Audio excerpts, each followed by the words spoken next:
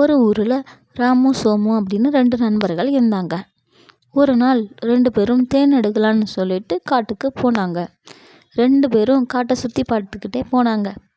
அப்போ கொஞ்சம் தூரத்தில் கரடி உருமுறை சத்தம் கேட்டது. அவங்க பக்கத்தில் ஒரு கரடி நின்றுச்சு. கரடியை பார்த்து பயந்து 2 பேரும் அங்கே இருந்து ஓடி போனாங்க. கரடியும் அவங்கள துரத்துச்சு. உடனே ராமு அங்கே இருந்த ஒரு மரத்தில் ஏறிட்டான். ஆனால் பாவம் சோமு, அவனுக்கு மரம் ஏற தெரியாது.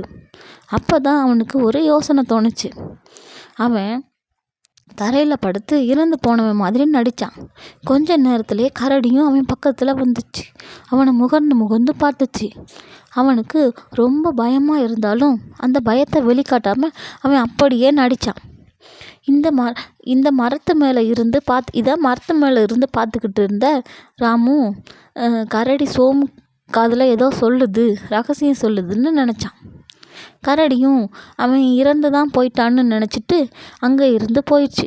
கரடி போனதை பார்த்து மரத்தில் இருந்து ராமு கீழே இறங்கி வந்தான். அவன் சோமுக்கிட்ட இப்படி கேட்டான்.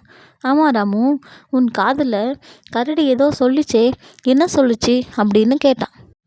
ஓ அதுவாடா, ஆபத்து வரும்போது சுயநலமாக நடந்துக்கிறவங்கள நண்பனாக வச்சுக்காதன்னு சொல்லிச்சு அப்படின்னு சொன்னான்.